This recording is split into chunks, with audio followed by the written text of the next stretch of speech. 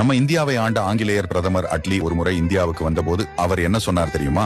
காந்தி மூலமாகத்தான் உங்களுக்கு சுதந்திரம் கிடைத்திருக்கிறது என்று நீங்கள் நினைத்துக் கொண்டிருக்கிறீர்கள். ஆனா அதெல்லாம் விட சுபாஷ் சந்திர போஸ் அப்படியே ஒரு ஆள் இல்லை என்றால் உங்க நாட்டுக்கு சுதந்திரம் கிடைத்திருக்க வாய்ப்பே இல்லை என்று சொல்லியிருக்கார். நம்ம நாட்டை ஆட்சி செஞ்ச வெள்ளைக்காரன் கூட இப்படி சொல்லும் அளவுக்கு அப்போது நடந்தது என்ன தெரியுமா? காந்தி அகிம்சை கொள்கையே சிறந்தது என்று சொல்ல வெள்ளைக்காரனும் தனக்கு சாதகமாக எடுத்துக்கொண்டு இங்கே சுதந்திரம் கொடுக்க அவன் கொஞ்சம் கூட அசைந்த மாதிரி தெரியவில்லை. ஆனா சுபாஷ் சந்திர போஸ் அவரோட கொள்கையில் பயங்கர ஸ்ட்ராங்கா இருந்தார். எந்த அளவுக்குன்னா சுபாஷ் சந்திர போஸ் ஒரே ஒரு விஷயத்தை மட்டும் இந்திய வீரர்களிடம் அடிக்கடி சொல்லிக் கொண்டே இருப்பாராம். நீங்க 12 லட்சம் இந்திய வீரர்கள் வெறும் 25,000 பிரிட்டிஷ் ஆபீசர்களுக்கு கீழ் வேலை பார்த்துக் கொண்டிருக்கிறீர்கள். நம்ம நினைத்தால் அவர்களை திருப்பி அடிக்க முடியாதா? இது நம்ம நாடு, நாம் தான் போராடி காப்பாற்றணும் என்று அவர் அந்நாளில் விதைத்த விதை 1945 சுபாஷ் சந்திர போஸ் இறந்த பிறகும் அவர் சொன்ன பேச்சை கேட்டு 12 லட்சம் இந்திய வீரர்களும் 25,000 பிரிட்டிஷ் ஆபீசர்களுக்கு எதிராக திரும்பினர். அது சுபாஷ் சந்திர போஸின் கொள்கையாச்சே அப்படின்னு மிரண்டு போன பிரிட்டிஷ்காரர்கள் தான் அந்நாளில் மொத்த இந்தியாவிற்கும் சுதந்திரம் கொடுத்தார்கள். சுபாஷ் சந்திர போஸ் இந்த வீரரை பற்றி நீங்கள் என்ன நினைக்கிறீர்கள்?